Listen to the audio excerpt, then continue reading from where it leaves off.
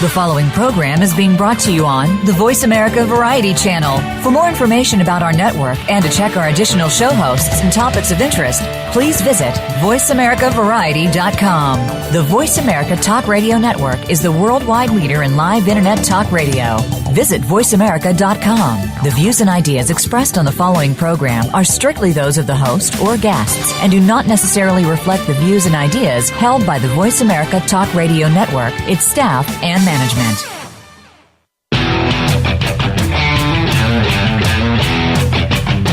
Your new or existing home is one of your most important assets, yet too many people rely on sites, shows, and tips from people who are not in the real estate business when making important decisions. It's time to get real and trust a professional. This is Real Estate Today with host Deb Tomaro. In this series, you'll learn about making smart decisions when it comes to buying a home, selling a home, or even staying in the home you're in. Now, here is your host, Realtor Deb Tomaro. Good afternoon. If you are listening to me in the afternoon, good evening, or good morning, or good night, depending on the time of day. I am Deb Tomaro. You are listening to Real Estate Today. It is Election Day in Indiana.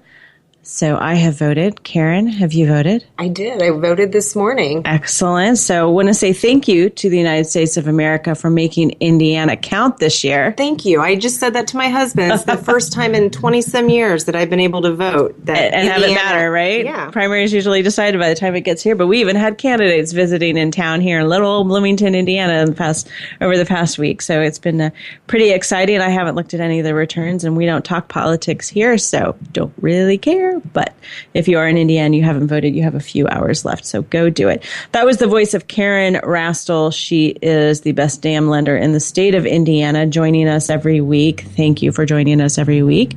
Thanks for having me every week. We are codependent on each other. I think so. And that ain't nothing wrong with that when you're codependent on someone who's healthy, right? So she provides a lender's perspective as well as just a second perspective on what we're talking about, which is a lot of what's real in real estate as opposed to what reality TV tells you. So I have some reality real estate news. Ooh, this is exciting. It was, I get all the best, most reliable news from, do you know what website? TMZ.com. Oh, that's a good website. I swear they have the scoop before anybody else. I think they do. It doesn't even matter what it is. Actually, I was having a conversation with, that they did on TV. I don't know what channel it was. Had the miniseries on the O.J. Simpson trial. My husband's watching that. And my attorney was watching that. And so we were having lots of conversations about the legal aspects of it. They were all very intellectual conversations, I'm sure. And TMZ came up with a story about a knife being found on O.J. Simpson's estate. And I had to send that to my attorney. He's like, I saw something on CNN. I said, no, that's not true. TMZ, that's where the truth is. Anyways, do you know Property Brothers star Jonathan Scott, one of the twins? I heard this story. Did you? Mm-hmm. He ended up in the headlock of a bouncer at a bar in, of all places, Fargo. Is that North Dakota? I'm sorry, I'm an idiot today. Fargo, North Dakota. And police are investigating. Cops tell TMZ that Jonathan was at Dempsey's Public House Saturday night when the altercation started. It wasn't much of a fight. We're told the bouncer quickly subdued Jonathan. It's unclear what started the fight, but the cops tell us that the bar was trying to get people out before the 2 a.m. closing time. I guess they didn't. They wanted to stay till the bitter end. Don't try to get me out at 1:50. I have till 2 o'clock. I mean, they could have had a design dispute. That could have been it, too. They didn't like the tchotchkes on the walls. Possibly. So Jonathan called 911 at 1:57 a.m., claiming he was assaulted by the bouncer. A source close to Jonathan. Who is that source close to Jonathan? Probably his brother, Drew. Right? A source close to Jonathan tells us he happened to get in the middle of other people who were arguing, but he had nothing to do with the situation. Cops say that the bar staffers deny any assault, although there are photos. Did you see photos? I did. I have not seen There is a photo with Jonathan in a headlock. So she's got to pull out her phone and look it up. No one was arrested. They're investigating. So that's the latest on the reality real estate gossip news. So it's made me second guess whether I'm really ready for HGTV or not, because, I don't know. I mean, this is an exciting industry that we're in. So fascinating. Yes. Yeah. And, I just want to say one thing is that, I did learn a long time ago, nothing good happens out in public after 1 a.m. Right? Did your mother tell you that? My dad used to say, nothing good happens after midnight. You need to be home. Midnight. Yes. Exactly. Nothing good happens after midnight, which is why I'm usually in bed. So today we are not going to just talk about gossip. We're actually going to talk about some useful things. I'm going to ask Karen if I need to revisit my cereal analogy from last week. I do. I mean, I think a lot of people got it. My mother commented on it. I'm not sure she got it or not. She's a smart lady, and she was kind of, that was, interesting, Debbie, is I think what she said. So my point with the cereal analogy, you'll have to listen to last week's show if you didn't get it all. I'm not going to go into it all in detail. But my point was that when you were thinking about value of your home, think about buying cereal and how you compare it with the other boxes on the shelves and what the current prices of those other boxes are. And you tend to make your decision of what cereal is right for you based on what else is on the shelf and not necessarily what was on the shelf last week or what that cereal was priced at last week. So listen to the show. Send me your questions. Sometimes my analogies get stretched a little bit. I think they're brilliant, and then I think I overwork them too much. Like I'm baking bread and I've over kneaded it.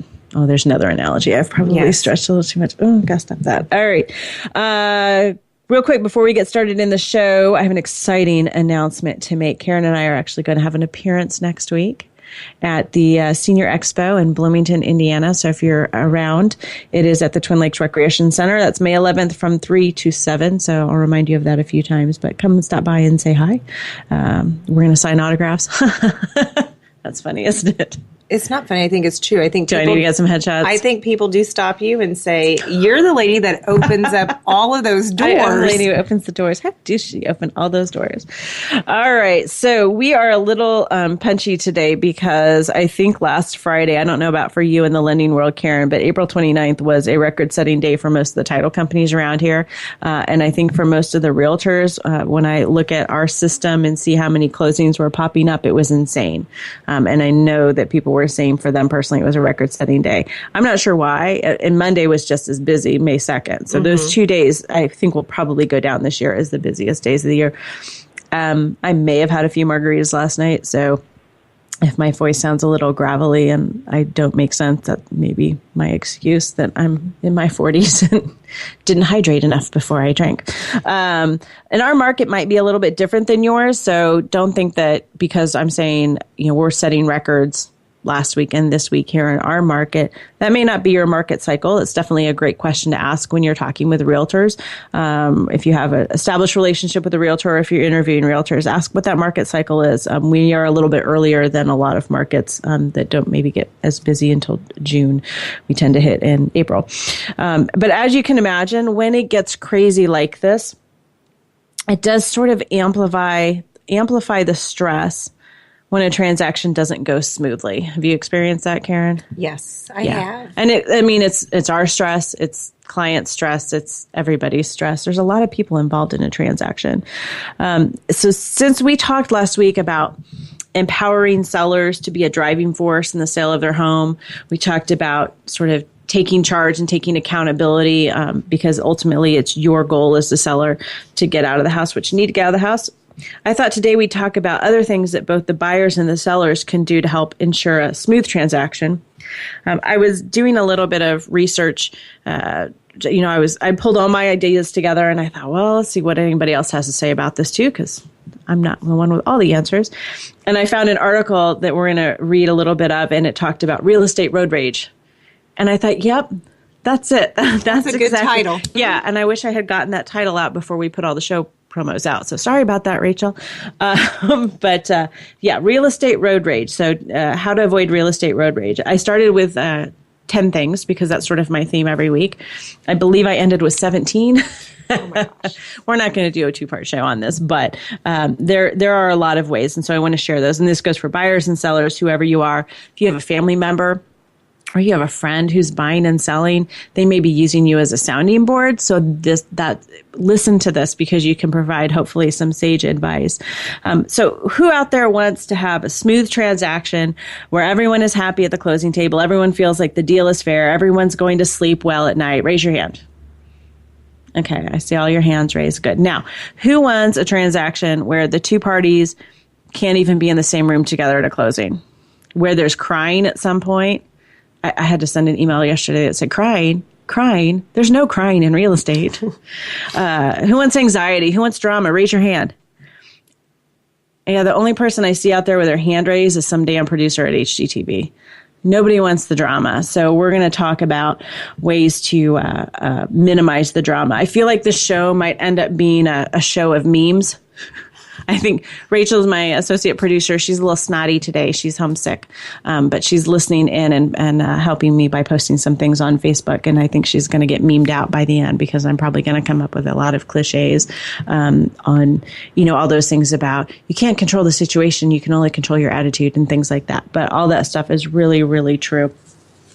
I'm going to start by reviewing that article I had mentioned. It actually came from the Huffington Post, which I think is my number 2 source of news behind TMZ, right? Yes. I don't know. The Huffington Post has everything in it.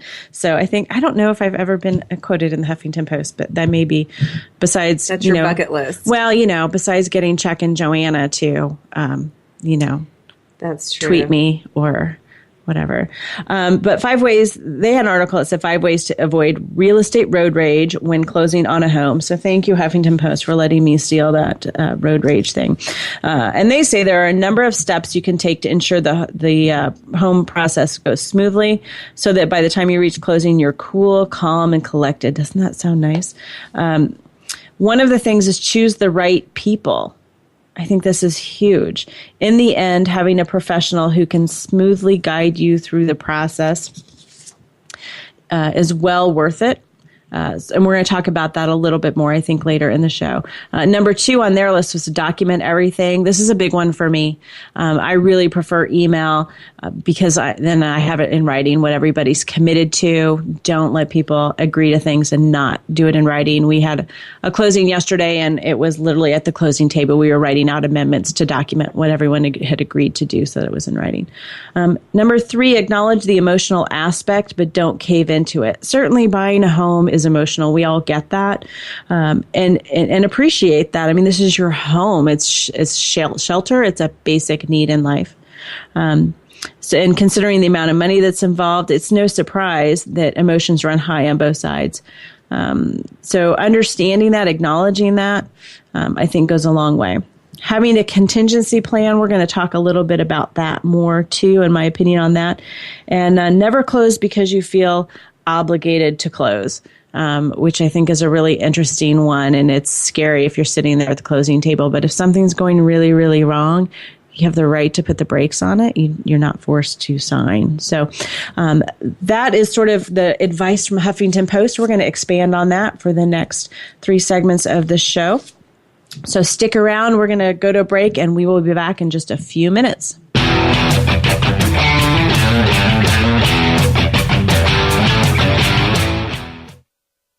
Ask the experts. Call toll free right now. 1-866-472-5787. And ask our All-Star team to answer your question. That's 1-866-472-5787. Thank you for calling. VoiceAmerica.com. Are you interested in buying or selling a home? Not sure what the next step is? Deb can help. Go to realrealestatetoday.com and click on Start Here. You'll be asked a few simple questions, and Deb will personally contact you to help answer your real estate questions and connect you with a realtor in her personal nationwide network of realtors. So even if you aren't in Deb's service area, you're guaranteed to find a good match wherever you are. Visit realrealestatetoday.com. Ask the experts. Call toll free right now. 1-866-472-5787. And ask our All-Star team to answer your question. That's 1-866-472-5787. Thank you for calling. VoiceAmerica.com.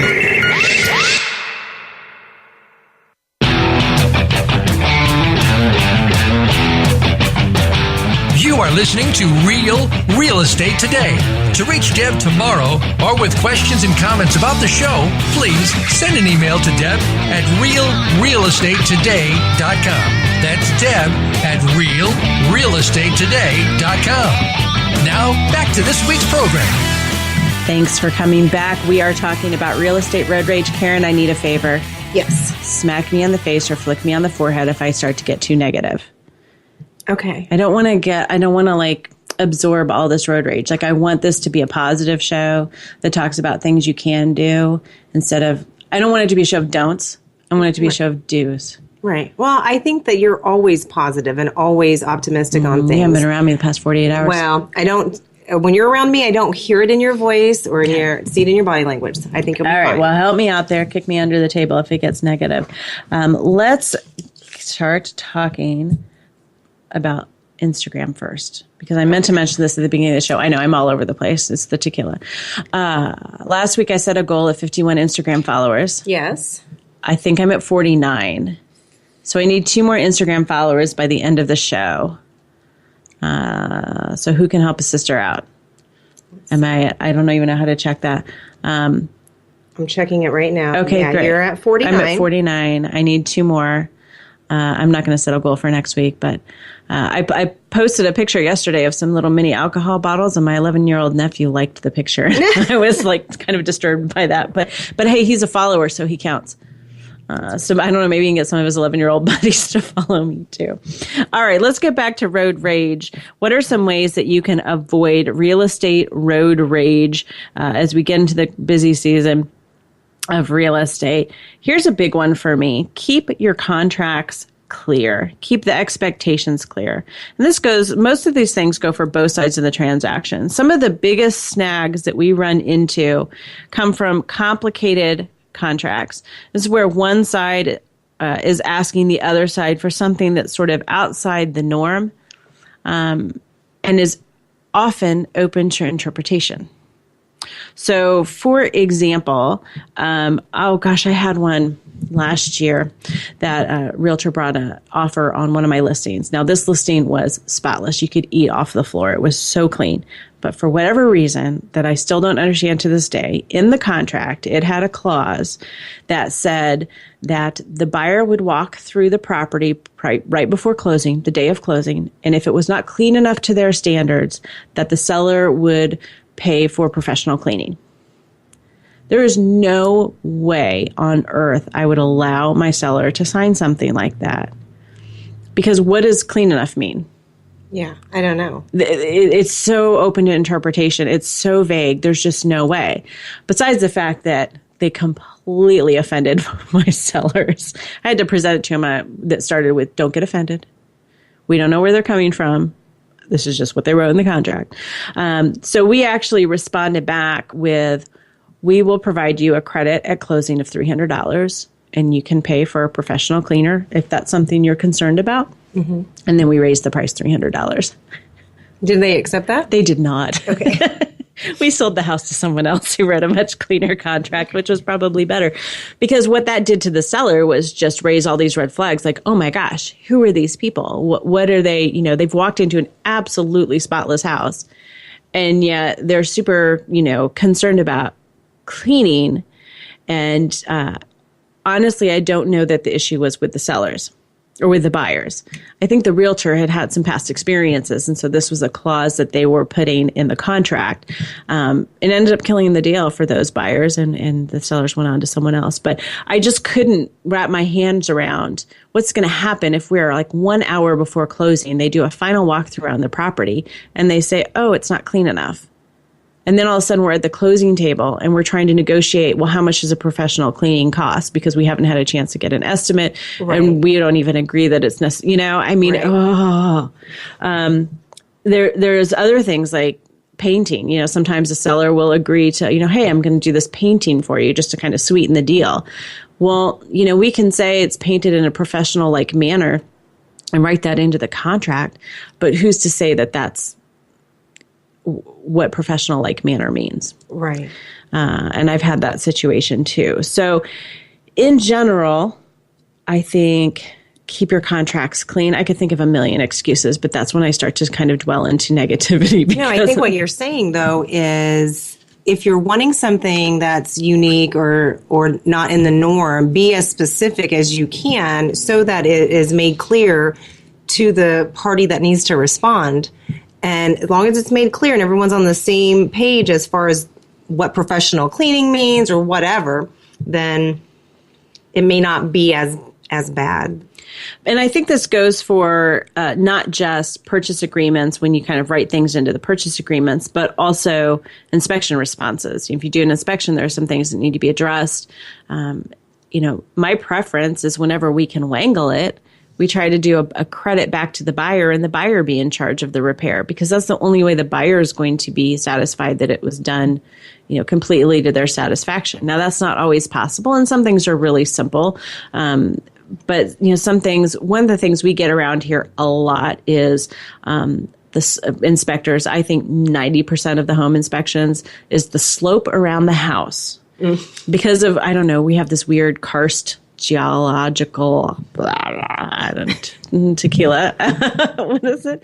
The kind of soil we have. Right. We have it holds a lot of water. And so we have, issues with that. And so our standards around here is that the ground should slope. Everyone in Indiana, take note of this. The ground should slope away from your house 6 inches over 10 feet. I did not know that. I believe that's the standard, yes. So what happens over time, and you especially see this in houses that are 4 or 5 years old, is that the dirt settles around the house.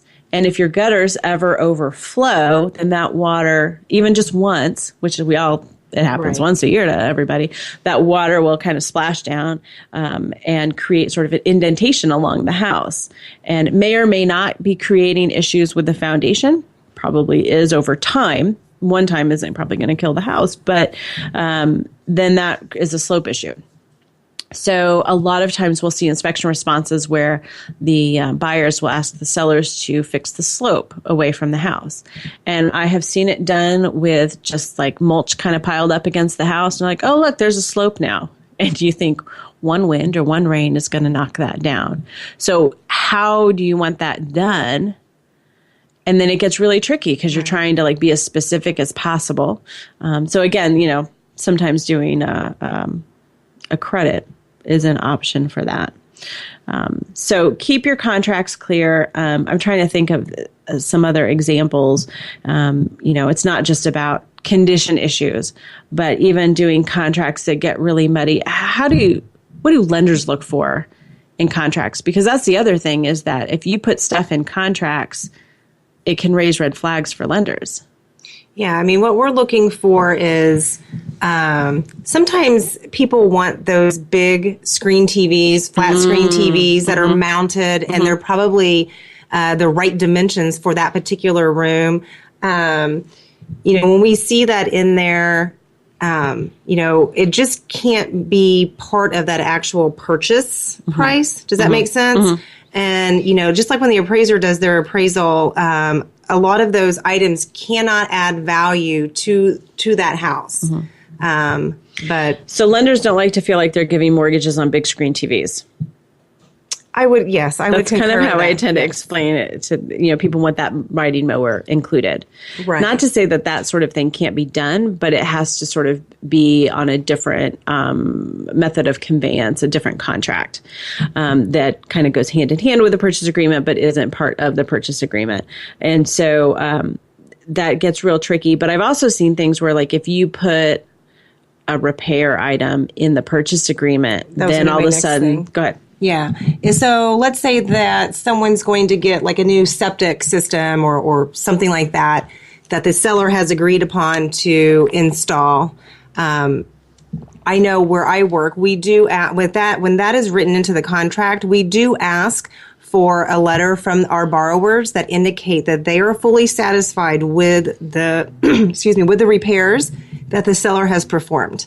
That is something that we will get prior to closing, or if we know that they are, we can get them to sign that at closing. So, those things certainly aren't impossible, but they add to the number of pieces of paper that we're dealing with and trying to make sure that everyone understands.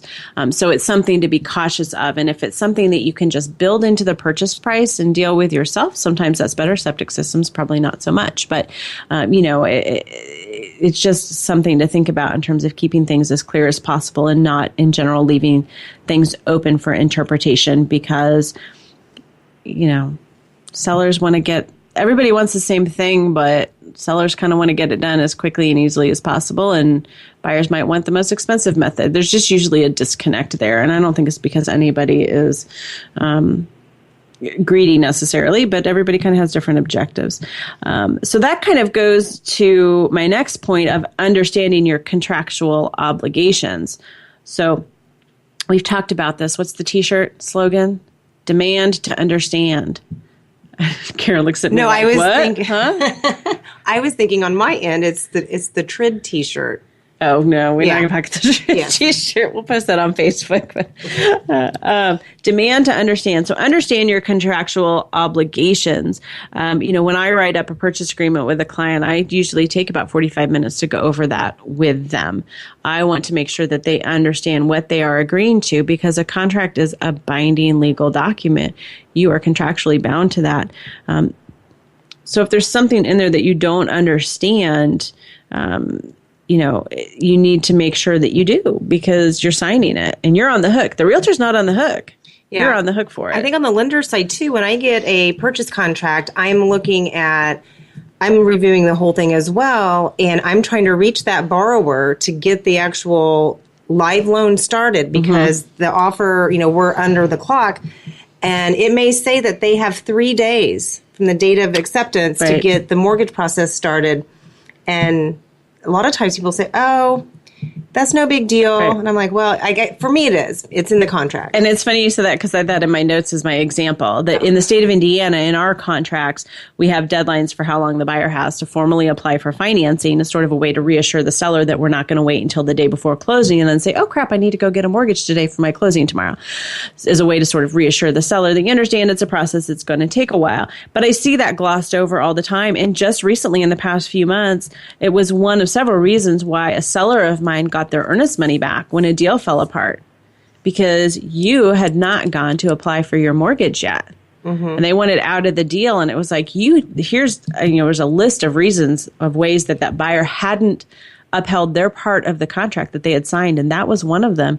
And the seller got to keep the earnest money. So understand what those deadlines are. Make sure that that you're on top of them. And if you have any questions, that you're asking the right people. You certainly want, again, you're on the hook for it, not the realtor. It's your signature on the page. I'm going to go ahead and go to break now and come back and talk about some more real estate road rage. I can't even talk. Ways to avoid real estate road rage. Bear with me. I'm going to do some tongue twisters over break and see if I can get my words back. We'll be right back.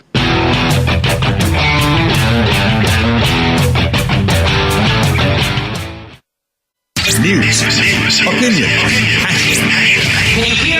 your voice counts. Call toll free 1-866-472-5787. 1-866-472-5787. VoiceAmerica.com. Are you interested in buying or selling a home? Not sure what the next step is? Deb can help. Go to realrealestatetoday.com and click on Start Here.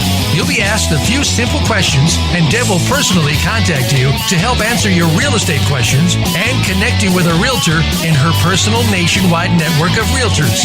So even if you aren't in Deb's service area, you're guaranteed to find a good match wherever you are. Visit realrealestatetoday.com.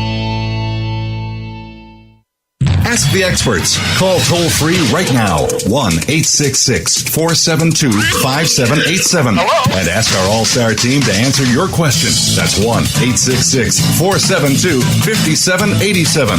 Thank you for calling. VoiceAmerica.com.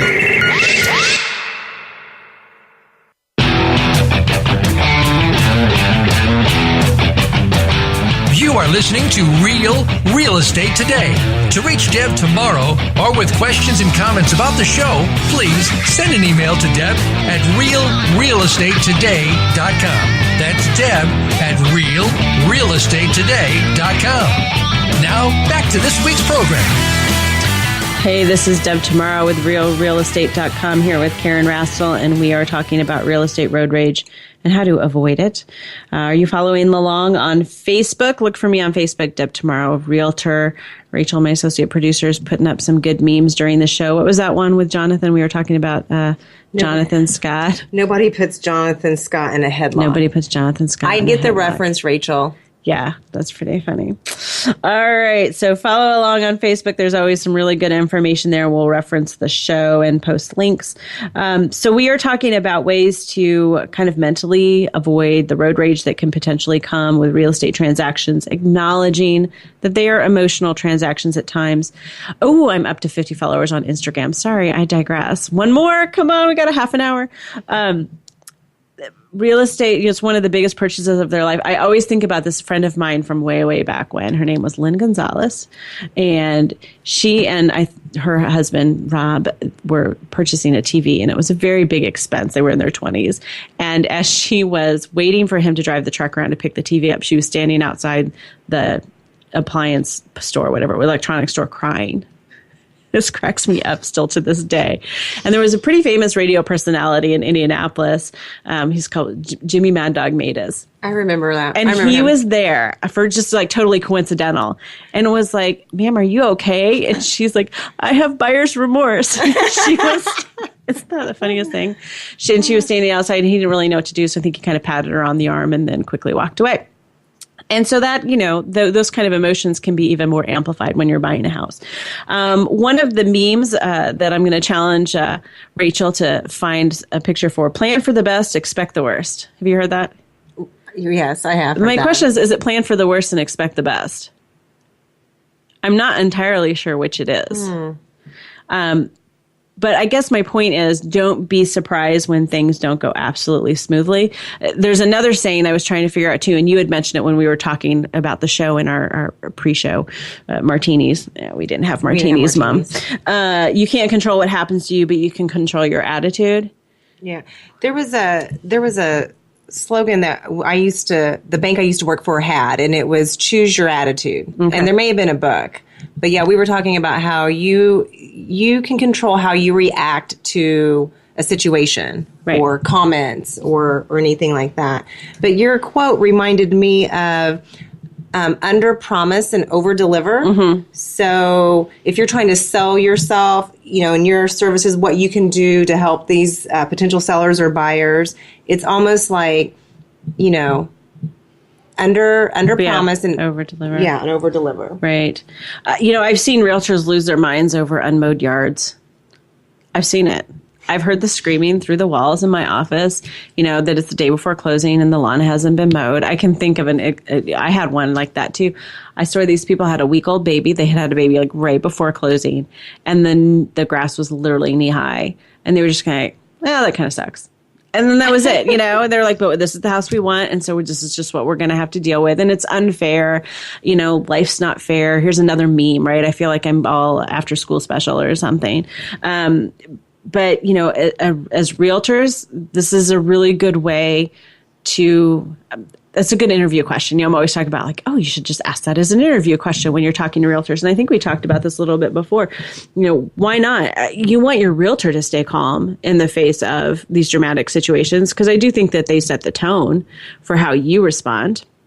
And so one of the things I recommend asking is, tell me about a time when you had a deal go bad. If you were interviewing a realtor, and I think you could ask the same thing of the lender too. How did you handle it? Do you want a realtor who went ballistic and tell you how they went off and yelled? Because you're going to have realtors who'll answer that, and maybe that is what you want. And I had a client. We closed a deal yesterday. Gosh, she was so sweet, and they really went above and beyond what the buyer was asking them to do in terms of inspection response items. And they just really wanted the house to be in good condition. And she's called me over the weekend. She's exhausted. She's in her 70s and she was exhausted. And she said, my son said I should have been meaner throughout the whole transaction, that whenever he buys a house, he's a jerk. I was like, well, I guess that's one way to approach it. I just kept telling her, I said, karma's going to come back to you. I promise. So, maybe you do want a realtor who's like, well, I got in their face and I told them that whatever, I can't even fake it because that's just not my personality. Would you prefer a realtor who kind of keeps perspective and really stays laser focused on the ultimate goal? And if you're an HGTV producer, I don't want you to answer this question because I know you want the first person, which is probably why I'll never have an HGTV show because I can't wag my finger and get up in your face. But do you have example of a time? Yeah, I had a client a couple years ago that bought a house on an auction website. Oh, fun. And was doing conventional financing and ended up being a bank-owned property, which I didn't realize that client was interested in that. But so it took some time, was in fairly good condition. However, when all the utilities needed to be turned on for the inspection and the appraisal, and the bank that owned it, it was kind of slow on their end, the tension of the client was elevated. So if they came into my office, and there's another saying by Dr. Jill Bolte Taylor, who says, and I hope I'm not misquoting her, but be responsible for the energy that you bring into my space. So when my client came in frustrated, my natural response was to be frustrated with him. Right. But it took longer. I think it started around March something, and we ended up closing in May. So it actually went a lot faster than most bank-owned. But if I wouldn't have kind of kept my calmness at a level playing field, which would bring the client back down and kind of say, okay, you're not getting crazy and mad and having this rage like I am. You're feeling like it's going to work out. Right. And most deals do. Well, I'll tell you a secret, people out there listening. Realtors know who the other realtors are who get crazy. We have an unwritten list in our head. We know, that's one who's going to get a little crazy. It's probably good that we know that because we can try to kind of counteract that. But sometimes it makes you kind of go, I don't know if I want to deal with that person, to be perfectly honest. But we have to as realtors. I'm going to recommend that you not go the jerk route. I think that that's probably healthier for everyone. So think about interviewing your realtor, interviewing your lender, asking them about times when they've had a deal go bad or get really difficult and how they handled it. And use that as part of your decision making. Control how you approach it. Know that it won't kill you. I hate to say that because it just seems really blunt, but I pretty much say at least once during every transaction with the client, hey, I haven't lost anyone yet. We'll make it. And then I kind of go, well, that's not true. I have lost 2 clients, sellers in the process. Yeah, but out of how many? But yeah, no, Exactly. I mean, that wasn't anything I caused, I don't think. I mean, there was one with an aneurysm, but I don't know. Oh, Yeah, it was a really sad remember story that that one. involved the coroner and lots of drama. That's a good HGTV story.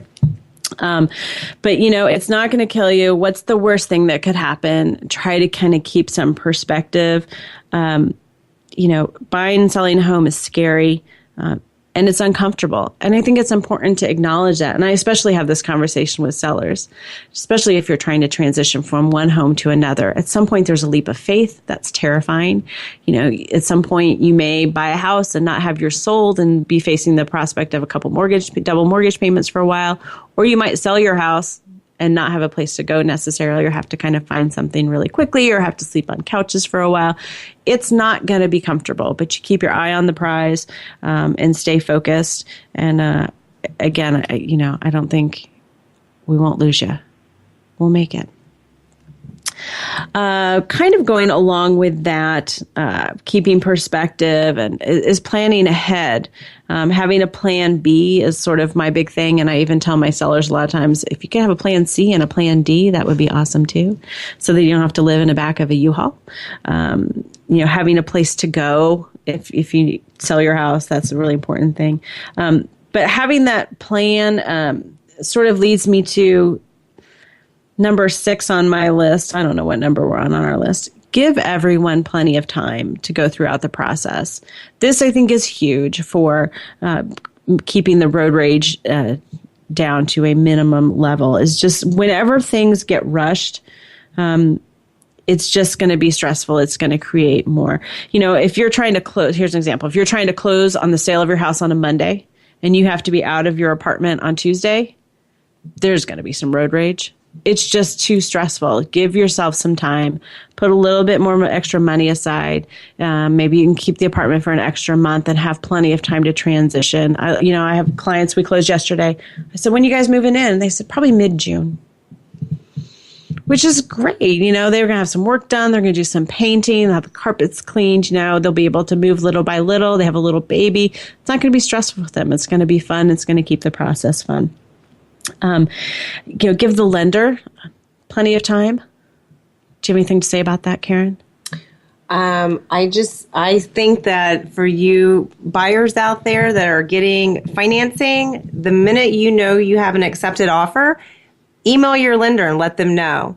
What I typically do is email the realtor, the buyer's agent, and say, hey, heard we have an accepted offer. Can you send me that contract and all the other disclosures so that I can get started on it? Because a lot of times we may be a 30-day close, or they're doing a certain program that takes some time to get that started. So it's very important that you get with your lender as soon as your offer has been accepted.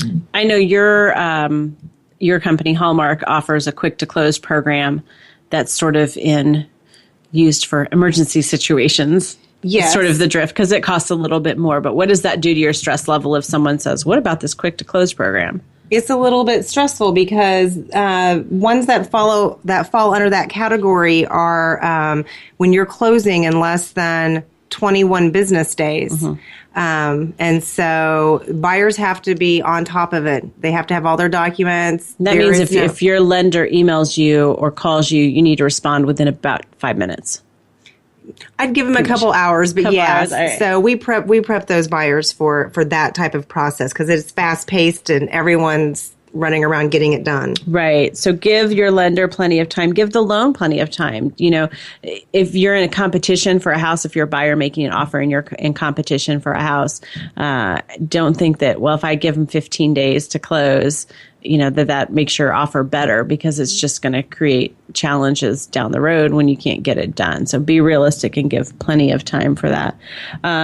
Same thing with any of the response times, throughout the contract process, when you've got an accepted offer in a house while you're waiting to close, there's lots of deadlines for inspection responses and getting appraisals done and getting homeowners insurance and all of these things. And you have to stick with those timelines, but be realistic and be reasonable. I think we're going to talk a little bit here at the end just about respecting the other party. I had a deal. We actually got it closed, but the buyers came back and asked for about $20,000 worth of repairs, which is a pretty big chunk of money. And we got that response Thursday night, and they wanted us to respond by Saturday at noon on what we were going to do. So basically gave us one business day. And when you're talking about that kind of money, obviously people want to get estimates. They want to digest that. They want to read through the inspection report and all that.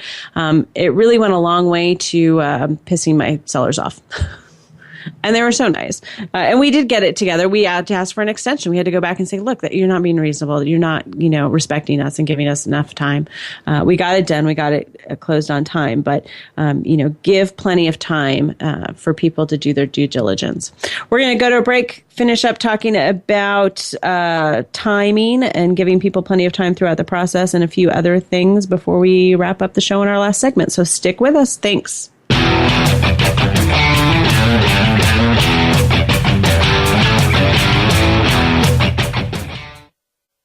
Ask the experts. Call toll free right now. 1-866-472-5787. And ask our All-Star team to answer your question. That's 1-866-472-5787. Thank you for calling. VoiceAmerica.com.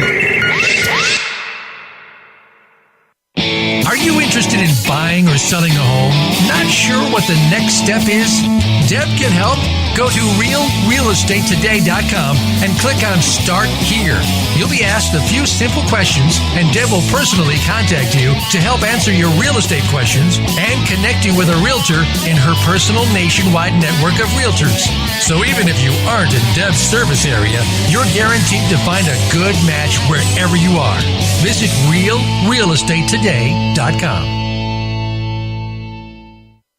Ask the experts. Call toll free right now, 1-866-472-5787. And ask our All-Star team to answer your question. That's 1-866-472-5787. Thank you for calling. VoiceAmerica.com.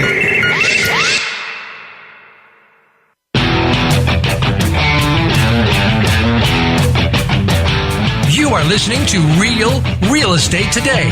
To reach Deb Tomaro or with questions and comments about the show, please send an email to Deb at realrealestatetoday.com. That's Deb at realrealestatetoday.com. Now, back to this week's program. And we're back still looking for that one elusive Instagram follower to get me to my random number goal of 51. Again, recognizing that Taylor Swift has like 16 billion Instagram followers, and I just want to get to 51. So take pity on me. Follow me on Instagram, Deb Tomaro. I am easy to find on there. We are talking today about ways to avoid real estate road rage, whether you are the buyer or the seller. And the last topic we were talking about was just making sure you give everybody plenty of time. If rushing things just seems to amp up the stress level, increased chances. I just had this conversation literally an hour and a half ago where the buyers, I have the sellers, the buyers want to move up the closing date a little bit. We had asked them a couple weeks ago, hey, do you want to move the closing date up? And we weren't really sure whether the buyers could do it or not. So we just kind of left everything. And the lender today said, hey, we're ready to close Friday. Well, we're not ready to close. We don't have all the inspection items done.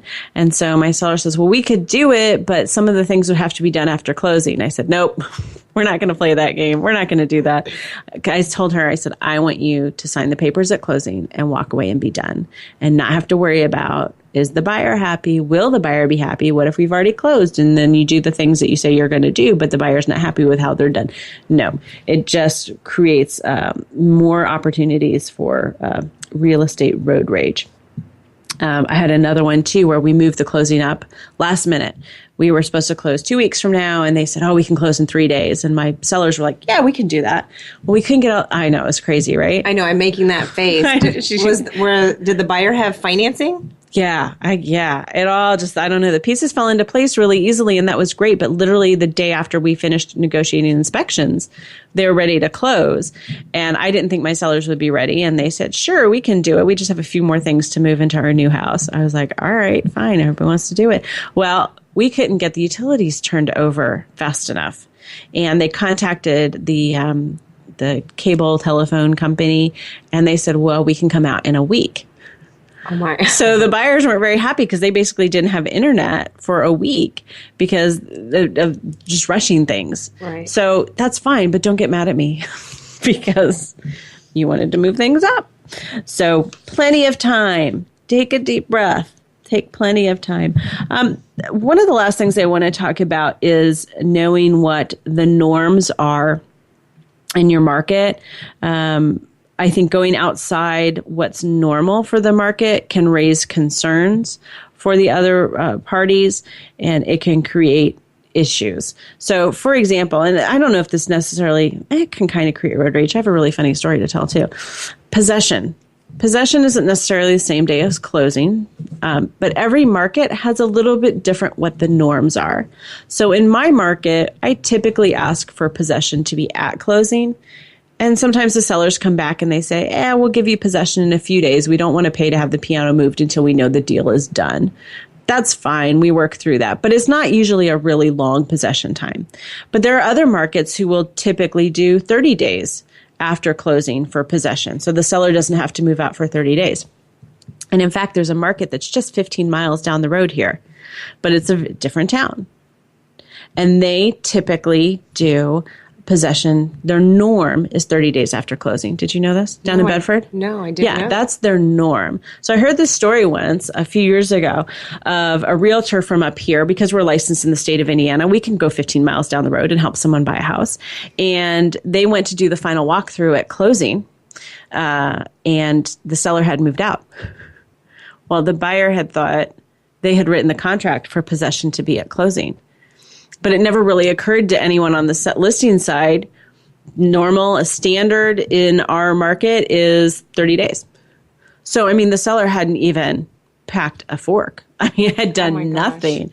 So there was some last minute negotiations because the buyer had everything on the track ready to go, taken off work and all that. And I'm not actually sure how it resolved. Sorry about that. I don't have the end to the story. I only have the beginning to the story. Oh my gosh. Because the moral of the story is in the beginning of the story, which is understand what the norm is for the area. And if you are not doing something that is normal, you kind of want to make doubly and triply sure that you don't run into any of those. I'm not saying you have to conform. Heaven knows I'm the last person on the earth to conform to anything. But if you're, I think it's normal. I used to work in, the banking industry and some other jobs and, not factory settings, but sort of production settings. And everything's going along and the machines are working and everything's normal and fine. Everybody does great. And you get a bump in the road where something's just slightly different, and then it increases the chances that there's going to be mistakes. And it's the same thing in real estate, that if you're doing things outside the norm, you're probably better off just expecting that there's going to be some bumps because, we kind of all get into this groove of this is how it's done and throw a wrench in it. Oh, yeah. Karen's pointing to a note on my outline. Do you want me to talk about that? I do, because I know that sometimes, like, I may talk to a client who says, yeah, we're gonna get with our realtor later today and we're going to put an offer in and we're going to ask for like $25,000 less than list price or something like that, which I don't know where that number comes from in their mind, but I just know our market isn't like that. Not right now, right? Right. Yeah, I always tell the story in my first-time home buyer classes of a couple I had come to me, and there was a house they really liked. I think it was priced about $140,000, and we had been looking at houses for quite some time. They were pretty excited about this one, and they came to me and they said, well, my uncle lives in Chicago, and he said that we should offer $114,000. And I was like, yeah. And, you hate to be the one, you don't want to bash the uncle. But you have to sort of say, normal in our market and the market around here. I haven't done the numbers lately. It used to be that houses sold for about 96 to 97% of list price. That number may be up right now because of how crazy things are. But certainly not 20% below list price or whatever the math is on that. I got them up to 119. I couldn't get them up any higher than that. Seller did not even respond. I was going to say. Did not even acknowledge our existence. So they ended up buying a different house.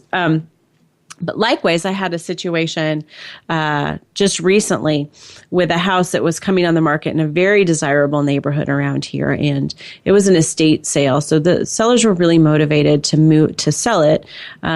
We put some rules on it, almost like an auction, but not quite, just because it was going on the market the day after Easter. The market was crazy, and we decided we actually were trying to be nice. I know no one believes me that was our motive, but I just thought, I don't want people to skip their kids' soccer games because they have to go see this house the second it comes on the market, because we knew we were going to get offers on it right away. And I didn't want good buyers to miss out on the opportunity. So we said, we're going to put it on the market Monday. We're going to review offers Thursday at 5:00. And I know that's typical in a lot of markets. Not usually done around here, but I talked with the sellers about it, and they felt like that was the right thing to do to kind of, respect all the buyers. Well, some of the buyers, unfortunately, did not respect the seller. They kept making offers and giving us deadlines to respond, and we kept saying, no, we're going to review offers Thursday at 5:00. And they would, send an offer in and say, well, you have to respond by Tuesday. And thinking they could kind of bully us in. And I will tell you that my seller was eventually just like, he said, put it in file 13. What is? It's the trash can. Okay. I don't know what that means. I don't know the origin of that. Rachel, Okay. Can you look that up and post that on Facebook, file 13? Where did that come from? But yeah, he kept saying that. And just wouldn't really even give them the time of day, because they just wanted the respect of, this is the plan that we set out. We don't want to go back on our word that we told everyone, hey, you have 4 days to look at this property. Respect that. Right. We had 7 people who did respect that, and we chose the offers from there, and it all went really well. So a couple of final notes in my list of 17 million things to do to prevent road rage. Don't be cheap. I said I didn't want to do things that don't be, but don't skimp on things. If you need to do an inspection, do an inspection. If you need to pay for a re-inspection to give you peace of mind, to do that. Don't skip any steps. Again, don't skip the inspection. Don't skip the final walkthrough. Do all of these things. Follow the process. Trust the people that you chose to help you. I'm going to close on that note. Trust the people that you chose to help you. Interview them and trust them. Hey, reminder that Karen and I are going to be at Twin Lakes Rec Center if you are anywhere near the Bloomington area, making an appearance Wednesday, May 11th from 3 to 7. It's free. I don't think they card you at the door. It's supposed to be 50 plus expo, but hey, 30-year-olds, come on out. Help me get to that 51 Instagram followers. Follow me on Facebook. Look for me on Twitter. We are going to be back next week if they'll have us for show number 8. Did I get to 51? You're still at 50. Oh, man alive. Okay, well, by midnight, 51. So someone go sign up for an Instagram account. I'll have my mom call up one of her friends and sign up for an Instagram account. Thanks so much for tuning in this week. We will be back next week. As always, email me, deb@realrealestatetoday.com. Send me your questions. We'll help in any way we can. Have a good one. Thank you for tuning into Real Real Estate Today. Please join your host, Deb Tomaro, for another edition every Tuesday at 12 noon Pacific Time, 3 p.m. Eastern Time on the Voice America Variety Channel. Until next week, take care of your home. It's one of your most important assets.